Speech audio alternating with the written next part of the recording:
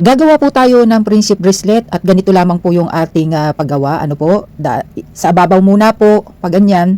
Tapos yung pangalawa po ay sa ilalim yung daan. Tapos sila po papunta sa babaw at papunta din sa ilalim. Ano po? Ganyan po yung ating paggawa ng friendship bracelet. Ano po? Pwede ninyo nang gamitin sa mga birthday party ng inyong mga anak. Ayan, mga giveaways po ba? Ayan. Pipili po ninyong tali ng cellphone, pipili po ng bracelet, ano po. So, ganyan lang po yung ating gagawin hanggang matapos po, ano. Kayo na po ang bahala sa claps, pipili ninyong gawa ng square knot, at pipili din pong